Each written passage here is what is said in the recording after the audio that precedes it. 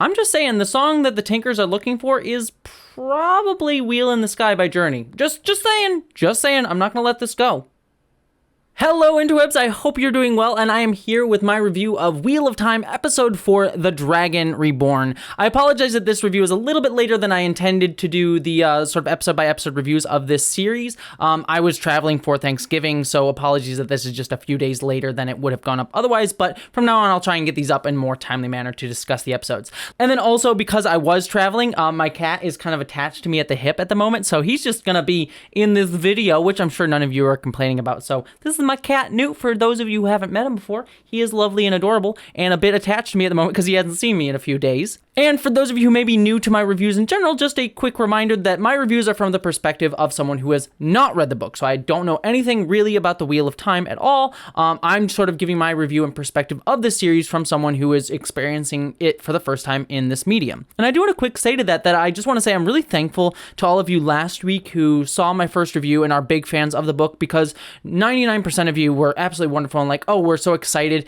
to see you review this series and discuss this series and see things from your perspective. And that is like what I was really hoping for, to like have like to be like enveloped in the wonder that is this community and this fandom and be accepted by them. That's what I truly love when I enter a new fandom, when I meet people that are just warm and accepting. And I just want to say the 99% of you that were like that, I just want to say thank you so much to all of you. You are absolutely wonderful, and I'm so excited to begin this journey into this fandom with all of you and get just as pumped about it, hopefully, as all of you are. That being said, let's get into my episode review proper.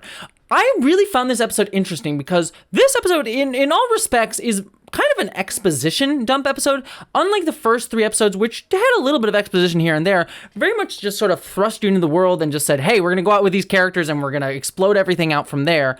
This episode kind of did a lot of the heavy lifting in terms of like, here's how a lot of the different setup and world building of this works. But what makes this feel more than just a straight exposition dump is that it also rooted all these disparate stories and exposition in the sort of beginnings of a lot of our characters' different arcs, where it's just sort of stating like, all right, this is kind of where we're at in this story right now, and this is where our characters are at, and as they learn about the world, so too will you learn about the world, but also how they're feeling and reacting to these pieces of information. And I thought that was such a really cool way to do exposition, to have the characters not only themselves, but also have their reactions to this exposition tell us about them. To give you an example of what I'm trying to say about this, I'll start off actually with the weakest plot of this episode, which was Perrin and Egwene. And by the way, I know I called her Gwendolyn in my last review. I screw up names all the time. Names don't fit in my head for some weird reason. So Egwene, not Gwendolyn, they're with the Tinkerers. We learned that the Tinkerers are they're basically pacifists. They have the way of the leaf, and they believe in pacifism as a, way to think about the world, and that we sort of try to pass on stopping violence, and that anyone's sort of welcomed in their sort of group as long as they are pacifists and don't take up violence. And I really liked this explanation here. I thought that it was a really cool idea. They also have like elements of the Amish as well, where some people go off into the world and go and explore their own elements, as we saw with Egwene and the guy that she gets to meet and kind of has a thing for, but not as much as Rand, because Rand's off doing his Randy things, which I didn't intend that to be a joke there, but there you go. And so I liked that burgeoning relationship there. And I really thought that this was intelligently done for Perrin, because Perrin, obviously having killed his wife in the first episode on accident, is resonating with this don't take up violence sort of thing. And I liked him asking questions about this because it explores like what he's dealing with and how he's feeling about this element of his life, in terms of that he killed his wife in an accident of violence. And I thought that was just a cool way to see his reaction to this theology and this idea from the Tinkers, by also sort of reflecting on his own trauma. And while I do think that Perrin at this point is a little bit of a mopey boy, which is like a type of character that I kind of a little bit frustrating in fiction, when a character just sort of like, I'm sad about stuff, I'm gonna stay like this for a few episodes. He is that sort of mopey boy character at the moment. I am liking that sort of exposition. The one thing I will say about the Tinkerer stuff, I did like them, and I thought that they were a cool sequence, and the very emotional story that the one Tinkerer tells Perrin was really wonderfully evoked, I think.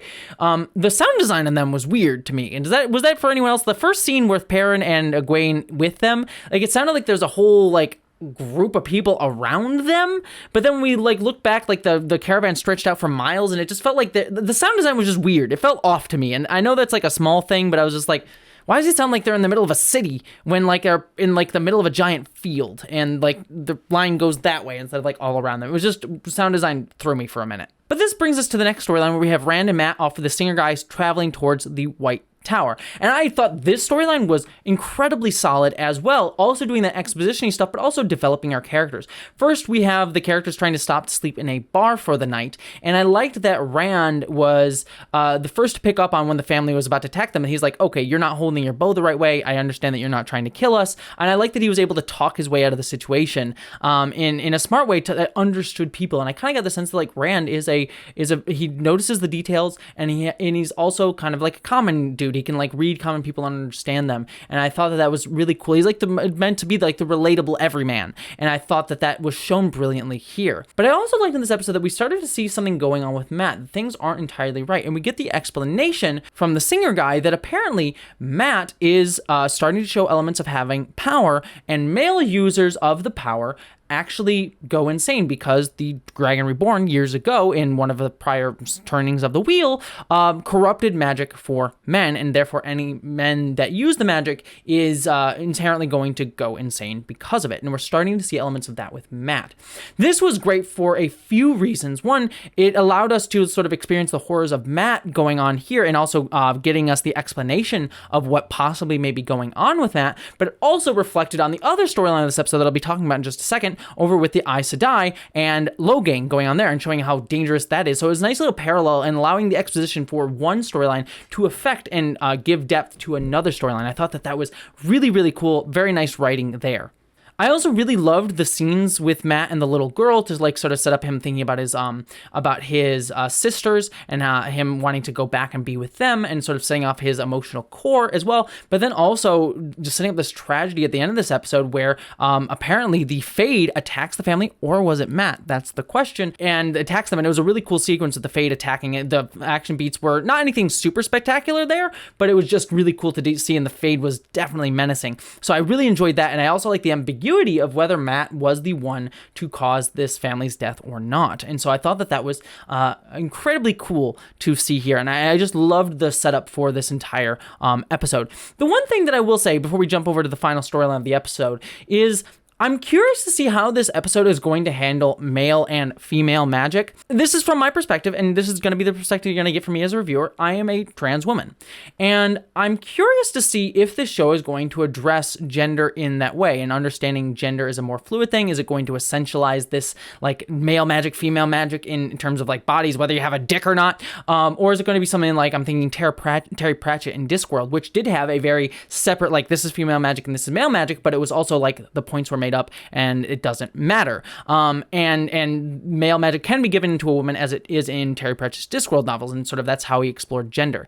And I'm wondering if, again, having not read the books, and also just wondering if they are going to update the books for a modern audience, whether that's going to come into play or not, or if it is going to be essentialized in this is men's magic, this is women's magic, and if there's going to be any exploration of that. Now, I'm not saying off the top that is a inherently bad thing in terms of like, Newt is meowing by the way, inherently bad thing in terms of like maybe it's setting off discussions of how women and men react to each other in modern society. I mean, obviously this book series was, I believe, started and written mostly in the 80s and 90s, so there's some elements that probably could be updated in that sense, but I'm not inherently against like how sexes and genders relate to each other, especially sort of the binary genders. But I am curious and hopeful that doesn't make me feel uncomfortable as a trans person with it just being so biologically essentialized. And again, whether you have a dick or not, apparently. And so I'm honestly, I'm not calling it problematic. I'm not hating on it. I'm not even calling the books problematic because I haven't read them. I'm more just curious to see how this sort of type of magic system is going to be developed into future installments of this series, and makes me interested in reading the books and also understanding of the time period of when they were written. And so I don't know, it just has me interested. I'm very curious to see how this is going to be developed, and I'm someone who tries to go into stuff with an open mind. So if any of you are assuming that trans person's gonna hate on it because that's not my intention. I'm curious. That's what I'm hoping to go into this with, and seeing where it develops.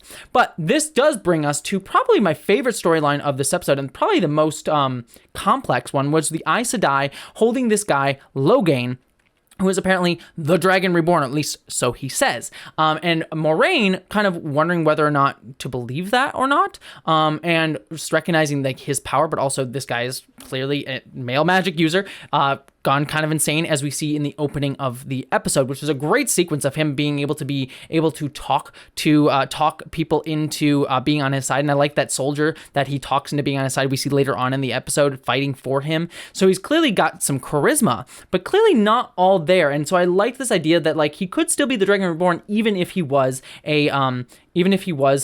still corrupted in that sense. And so all of that stuff was really, really cool. And I like the sense of power that we get from him, in that like he's just sort of sitting there chilling out, and the Aes Sedai that sit with him are like straining themselves. And I thought that was conveyed really wonderfully. I thought all of that was really wonderful. I also like the exploration that we get of Aes Sedai. I don't want to say culture, but like how they're set up. We learn that there's green Aes Sedai who are like supposed to be the warriors who are going to fight for the Dragon Reborn at the end of time, and so they kind of join that. There's also the red Aes Sedai who are there to like stop corrupted magic users, and they gentle them, which I'm assuming is just a horrible thing that you don't want, and it's worse than death sort of fate sort of thing here.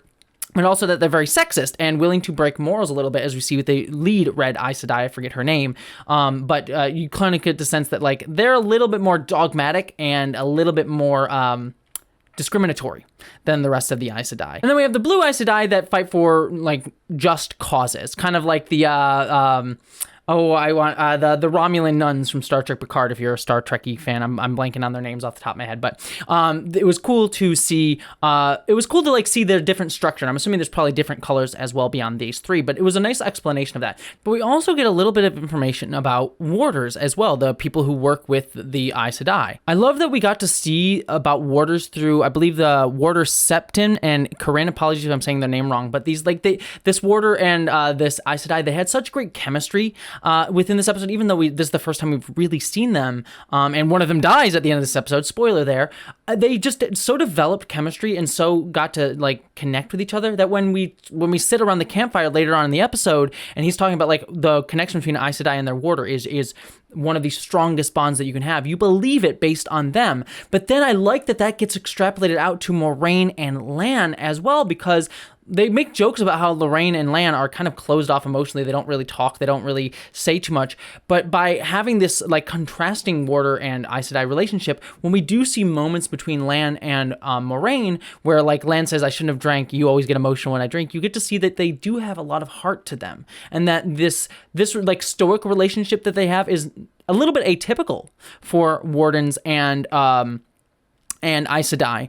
Yet, it is no less depthful between the two of them, despite the fact that they are people of few words. And so I just thought that this use of contrast and exposition and using that to reflect on our main characters and how their relationship is both unique and yet still just as depthful as any others was very, very smart. And I thought was absolutely wonderfully portrayed and written by everyone involved. I truly, truly love that. We also get this all delivered through Nevane, and I apologize if I'm saying her name wrong as well, but the woman from the Two Rivers village who sort of joined up with them. And I like that she's starting to have a bond with Lane throughout this episode as well. And I thought that was also wonderfully delivered and allowed her to be the eyes that we get to see the Aes Sedai through in order to learn more about them. So wonderful job there. But then ultimately this brings us to the final battle of the episode where Logain's army shows up and attacks.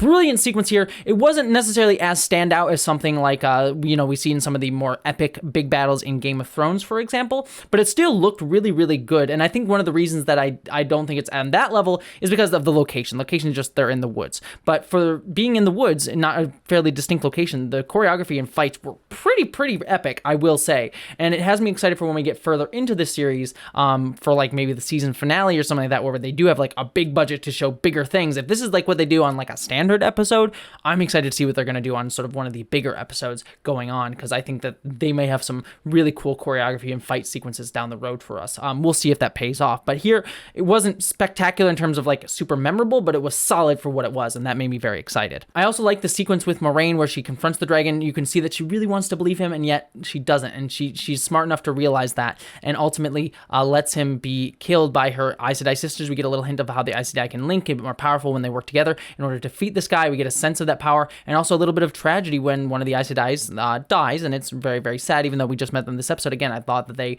were developed well enough within this episode that I actually felt something for them, for her when she died in that quick sequence, because they just developed her so well in such a short amount of time.